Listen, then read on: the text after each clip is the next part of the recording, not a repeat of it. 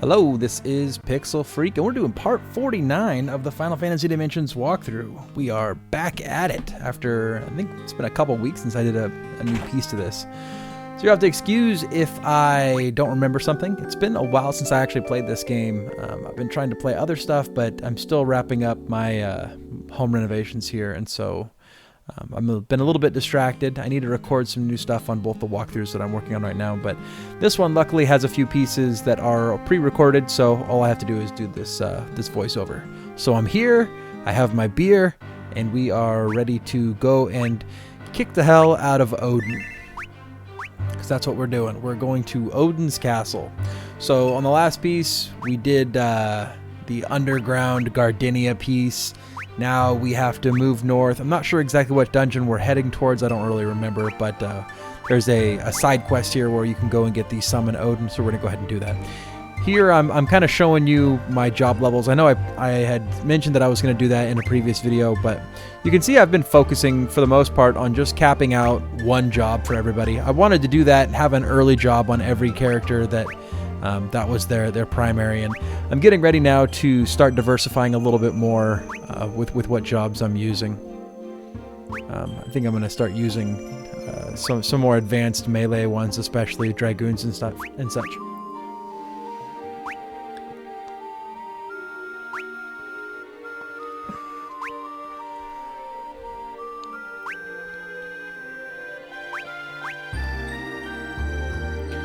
Alright, so we are off, and in this particular video, I did do a little bit of editing, but I didn't do a lot of cutting out the fights. I don't know, I kind of mentioned that a little bit in each one of my videos here, but...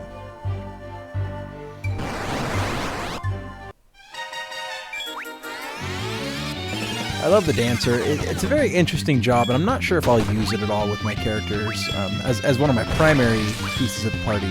But having her as a fifth member, it really helps out. She has good access to an Osmos dance, which allows her to replenish all her magic points, but she also operates as a pretty decent curer as well, a healer. That's going to play a little bit of a role here in our fight against Odin a little bit later on, but she operates pretty good as a buffer, but mostly what I use her for is I think she has a strength dance, and I tend to use her healing and then her Osmos. If you have a healer that's a dedicated healer and you want to flip them over to something else that's maybe like a secondary healing, maybe a red mage, use a red mage and a dancer, that would probably work pretty well. The dancer does okay. Not a lot of big heals. It's not to the point of like Curaja or anything like that. It's more like a Cure 2 spell. So you got to walk back to the Imperial camp. Luckily, the whole thing is right through here on the side. Save here if you want to. I don't know why I did. The majority of your trek to Odin's castle is outdoors, and so you can save the whole time. I think I'm just so fixated on the idea that if you see a save spot, you're supposed to use a save spot, but it's kind of dumb. But anyways.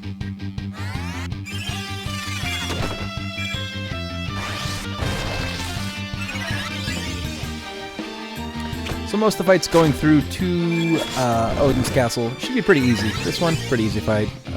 The outdoors fights at this point are pretty easy because you've been in this section with Noct now for quite a while, so these characters have had a chance to level up pretty well.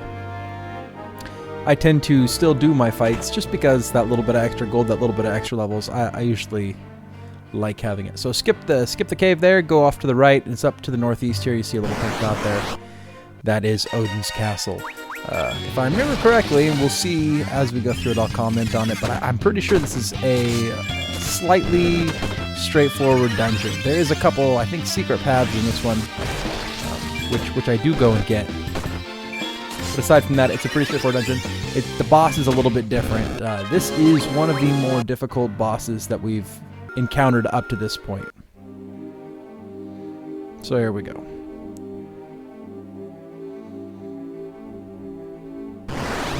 So my comments from this point on are probably going to be a little more reactionary. So, remembering back to this particular this dungeon, you're going to need a lot of golden eels because your characters get stoned quite often. And we're not talking stoned like really ripped. We're talking petrified, out of commission. And it's very annoying because those items are, if I remember correctly, not very cheap. I think they're a few hundred a piece. I didn't have a ton of them, but it happens to you a decent amount. I guess you could say it can happen to you a bunch of times because I have it happen early on through this dungeon, but then later on it doesn't happen hardly at all. So I remember going through here and thinking to myself, yeah, I have to go back to the town to go get more gold needles because I thought I might run out or something because I had it happen so many times early on. But it is a bit of a crapshoot. You don't know. It's a little bit random. You might get it more than me. Maybe I just got it bad, but I did get Petrify cast on me several times. So it seems here with my Dancer I'm actually using the slow debuff, which works pretty well as well. You know, it's probably a better approach to take here in this castle just because of the petrification that the Medusa's cast on you. If you use slow, it allows you to take more turns without making turns and therefore have less petrification cast on you.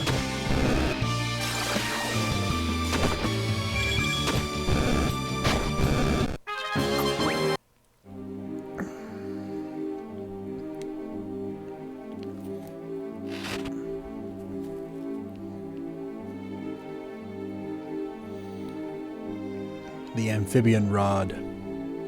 That just sounds like frog boners.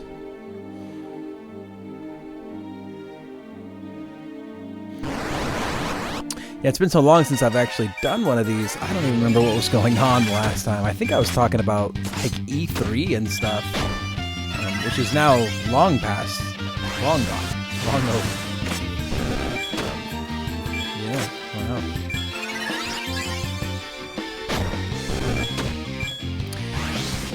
So aside from the Medusas, I don't remember anything that's too noteworthy going through here.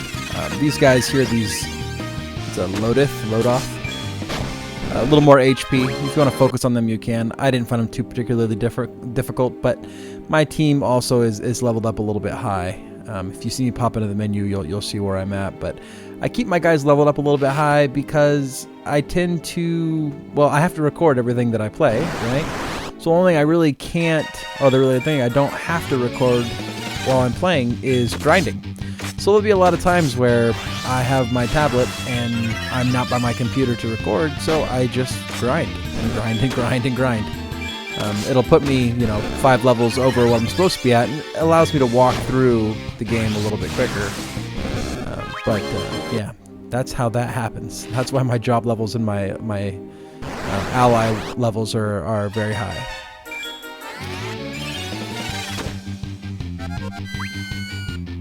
I don't think those corpse guys are anything special. I think that's a recolor of those really awful enemies that would revive themselves from a few videos back.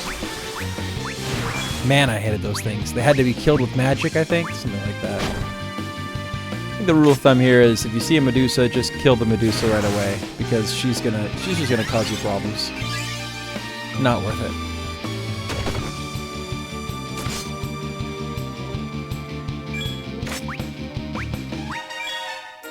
You can see me actually doing that now. I'm stopping to focus. I even turn off the auto battle, which is cool. I like when a game offers the auto battle, but then I like it when it says you're gonna have to slow down to fight this fight without the auto battle. Like normally I can use my auto battle, set up a good system, but then have some fights where I really have to think. I mean, that's the idea behind a Final Fantasy game, right? These are kind of a turn-based strategy game. You need to be able to create a strategy, and not just a strategy that gets you through every fight, which unfortunately for this game I kind of feel like that had happened where over time it started to get a little bit monotonous just because the auto battle is such a attractive option.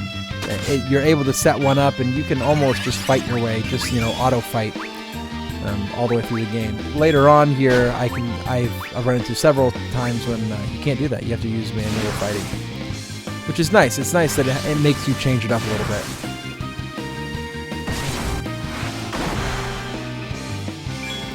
I think it's interesting. I think it's interesting that the Petrify heals you. It heals you all the way full and then makes you stoned. It's crazy. One thing that was really interesting about this game is that when you go auto battle, it actually speeds the battle up. Now, a lot of other auto battle games, that's not the case. The thing that I think is bad about that, which at first when I first started using it, I'm like, oh, that's amazing, I like that, I want to use that. It makes that a little bit enticing or seductive to use the auto battle because it speeds up the fight. That, unfortunately, has a negative impact when you have to use the manual battles, because then you feel like the game is moving really slow, and it actually gives you this kind of uncomfortable feeling about the game once you've turned auto battle off. For that reason, I wish they either wouldn't have had it at all, just made the fights, or just made the fights, faster, or a setting so you can turn it up even faster. I think there is a setting in this game to turn up the fight speed, but I think it's already turned up all the way for me. Nonetheless, if it was turned up all the way, the auto battle would still be a little bit faster, and then I would get used to that speed and want to play at that speed.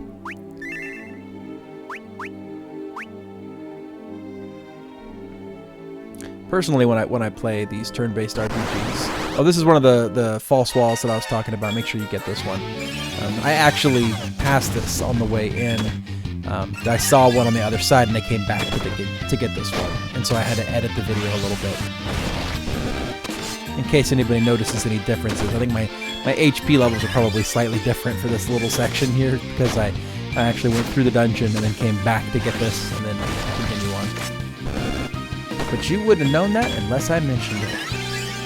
Anyways, I tend to like my turn-based RPGs a little bit faster. I like them very fluid feeling. I want my games to feel real fluid, which is kind of interesting because I really liked Final Fantasy XII, but that's like the ultimate, right, in fluid combat, because it's just nonstop. But I didn't like 13 as much, and 13 also had very fluid combat. I think for me at least, 13 was a little bit of a turnoff when it came to the fact that the strategies were all based on changing your job at mid-fight. There was a word for it, some kind of a gamut or something like that, where you were able to change the theme of your character to be like Sentinel or Ravager. Basically, it boiled down to being like a melee fighter, a magic fighter, a support character, a tank, or various other job abilities. You flip between those, but you didn't actually use the various abilities within the job. You had to just hit auto battle. Well, you didn't have to. If you wanted to, you could micromanage, but the problem there was that it slowed the fights down so much that it itself became very monotonous. And because of that, I really didn't like the fight system that much in that game. It felt awkward. It didn't feel as well-tuned as many of the other fighting systems did. 12 was interesting because with 12, I didn't like it at first. I think it was because it was such a radical change. It was so different that I just couldn't get into it. But after going through the game a couple times, it's really grown on me, and it is very different still. But I think that it was a really cool system that you could program. Essentially, it was a whole auto battle system. That's all it was auto battle. And I mean, you could go in and manually tweak it, but that system really slowed down if you went to manually tweak it. There's another false wall back there, but there's nothing in it. So, just so you know, that's why I skipped it.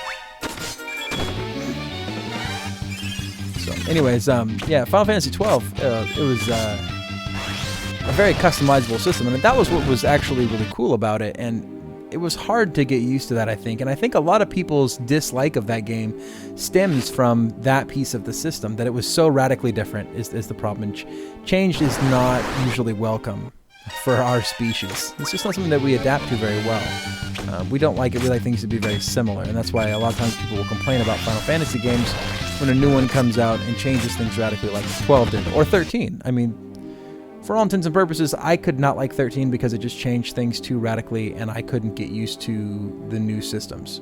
I mean, that could be the case. I would argue that it's not, but that could be the case. But 12 also, for me, 12, the story was really lacking. Some of the characters were great, like Balthier and that, but Van was a paper-thin character, and to put him as the lead was just an awful decision, I think. I mean, a lot of people can disagree with me if they want, but I think that I found out later on that it was actually the Bosch character that was supposed to be the main character. And when you look at the way the story is presented in that game, that seems correct. So it's like, wow, the story would have been so much more powerful had Bosch been the main character. But at the end, what happened was the game designers, the guys that were creating the story and creating the game, said that Bosch was too old and that the players wouldn't be able to connect with Bosch as the lead character. They needed somebody younger, somebody a little more doe-eyed. So they created Vaughn. And I think that Vaughn, he was very... he seemed kind of gullible and kind of wet behind the ears the whole time, and he didn't really seem, at least to me, like he had very much growth. There was just this, I want to be a sky pirate, and then he ends up becoming a sky pirate, kind of, in the end. And he was just, to me, he was very one-dimensional. Him and Penelo both, they just didn't have a lot of development throughout the game, and I think because of that, they made the wrong decision. And it makes sense now to me, knowing that Bosch was supposed to be the lead character, just because Vaughn as a character and Penelo as well, they just seem very paper thin. They seem like they were rushed characters. Everybody else I thought was a pretty good character though. Even Ash and Fran was really cool. I liked Fran a lot. But that was in the story. To me, I had gotten used to stories like Final Fantasy X, where there was more character development and more layers. And with Final Fantasy X, I think a lot of people that don't like the story haven't thought about it too much. I mean, a lot of Final Fantasies before that didn't have layers and layers of allegory in them like 10 did, and that was what really made me love 10. 10's story was amazing, though the fight system was a little bit bland. It was a little bit could have used some work, a little bit of complexity. All right, so here we have arrived at Odin. And the interesting thing here with Odin, like many of your encounters within the previous games, he's going to count down from 5. And at the end of that countdown, he is going to lay the smackdown. He's going to hit you very, very hard. He's going to possibly kill 1 or 2 of your characters, maybe even more, with one hit.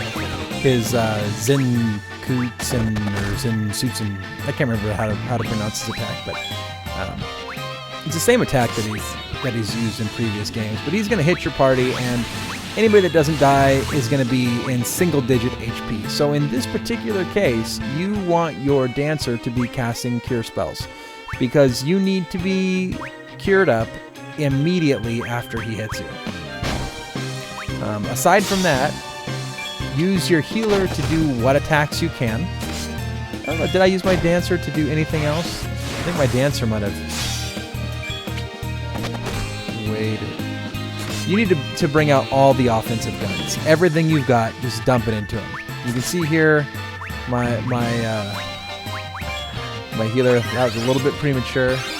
Okay, here we go. You can see I'm going to move over to probably I used frailty. Oh, that was actually a decent... It was an attempt. That was a decent attempt. I was trying to use frailty to stave off any attack that he would do. Hopefully it would lessen it. Unfortunately, that doesn't work. This is a special kind of attack. Once he gets to 0 here, he's going to do Zenpetsuken. And there you go. It didn't have to even show damage. There was no damage shown on the screen. It just cripples some characters and it destroys the other ones. So you need to heal yourself up immediately. Pick up anybody with items that you need to. Throw as much healing as you can out there. And he's going to start counting down again.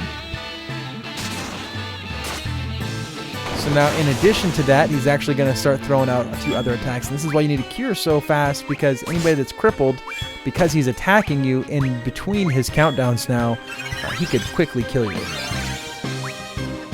So this is why you need a primary healer. You need a white mage, and you need your dancer to be doing cure spells as well. And then you're probably going to need everybody else to pitch in between major attacks to throw out whatever items they need to, like Phoenix Downs or possibly even high potions, just to get your characters back up off the ground as fast as possible. Fortunately, though, it doesn't take too much to take him down. A couple rounds, you might have to endure a couple different rounds of his major attack, but there we go. I got hit again. And I don't think he gets another one off on me. I think he gets the 2. And that time he didn't kill anybody, so that was good. There we go. So he got it off on me twice, but I survived. So it's a little bit more of a difficult fight. It's not as much about making sure that you have ample HP. It's just that you have enough HP to survive his attacks in between major attacks. I mean, you could have 700 health and he hits you with that major attack. It's not going to kill you. It's probably just going to cripple you because it's either a crippling or a death attack. All right, so that's going to be it for this piece of the walkthrough. Make sure to like this video, subscribe to the channel. I'll see you on the next piece. And until next time, this has been Pixel Freak.